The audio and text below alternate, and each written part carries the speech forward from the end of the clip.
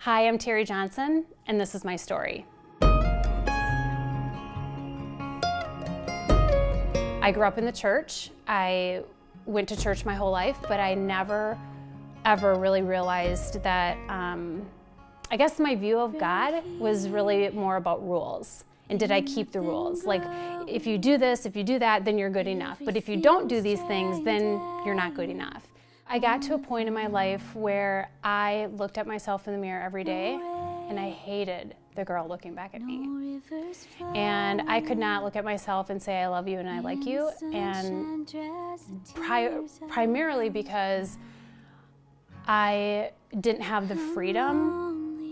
I was in bondage and I was drinking a lot of alcohol. I was trying to escape from all the lies that I had begun to believe about myself my whole life. And I experienced a rape when I was in college.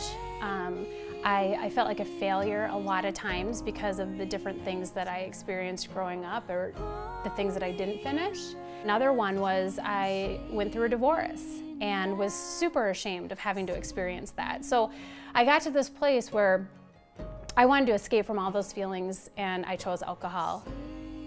After I hit that bottom, I decided to admit myself into treatment.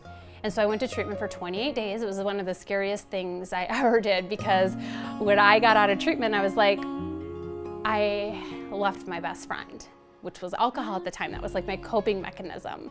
And so I didn't know what my life would look like without that. And it was a really, really scary place. I feel like God just met me right where I was at. He wrapped his arms around me, picked me up, and ever since then, it was about 6 years ago, has brought me just on a journey of loving me to my potential. And that's one of the things that I took from one of your sermons. I feel like that's what Jesus has done for me, because I was not very far away from my sin. I was not very far away from the lifestyle that I had before I went into treatment, but every day I felt like if I could continue to wake up every day and say yes to him, that he would just meet me right where I was at. What would you say to someone who's stepping into that season of uncertainty in their faith?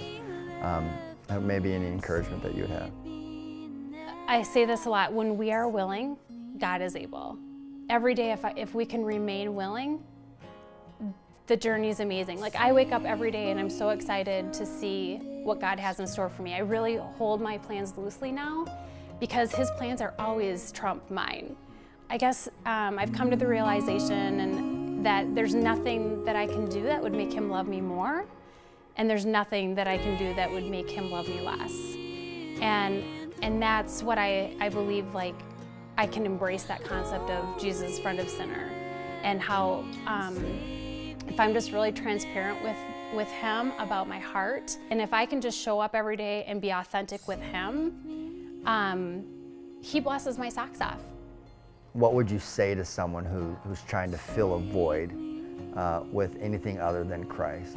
My big struggle was alcoholism and wanting to escape with that, just to kind of like, God, take me away. But I know a lot of people who their escape might be people pleasing. Their escape could be gambling, it could be shopping, it could be eating, it could be anything. There's so many different unhealthy behaviors that we try or that we run to or turn to when we're not feeling good. So if somebody's looking for that peace and joy and freedom, get to know Christ. I promise you, you won't regret it.